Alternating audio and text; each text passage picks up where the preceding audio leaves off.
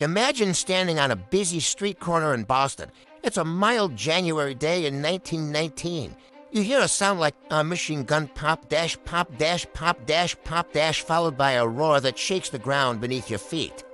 You look up, and the sky isn't falling, the earth is rising. A black, steaming wall of liquid, 2 stories high, is charging toward you at 35 miles per hour. It isn't water, it isn't lava, it's molasses. And it is about to swallow an entire neighborhood alive in 1919. The north end of Boston was a crowded hub of immigrants and laborers. Towering over the tenements was a giant, a 50-foot-tall steel tank owned by United States Industrial Alcohol. This behemoth held 0.3 million gallons of fermenting molasses, destined to be distilled into industrial alcohol for munitions. But there was a problem.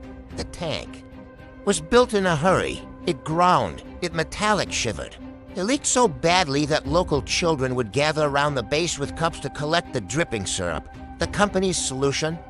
They didn't fix the structural flaws, they simply painted the tank brown to hide the leaks. On January 15th, at approximately 12:40 p.m., the structural integrity of the tank finally failed.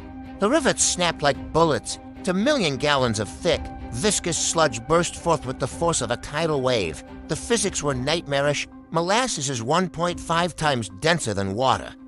This wave didn't just wet things. It crushed them. It lifted houses off their foundations. It snapped the girders of the elevated railway like they were toothpicks. For the people caught in its path, it was a scene from a horror movie. You couldn't run. The syrup acted like quicksand. The sweet, cloying smell became a suffocating mask. By the time the wave settled, 21 people were dead. 150 were injured. The north end was a wasteland of brown slime and twisted iron. The cleanup took weeks. Thousands of volunteers scrubbed the streets with salt water and sand. The harbor turned brown until summer, for decades afterward. Residents claimed the scent of molasses would still rise on hot days. The ensuing legal battle was one of the first times a massive corporation was held accountable for negligence, setting the standard for modern safety regulations. The flood sounds like an urban legend, but it was a cold reality of corporate greed. History is full of these bizarre, forgotten glitches in time, and we're uncovering them one video at a time.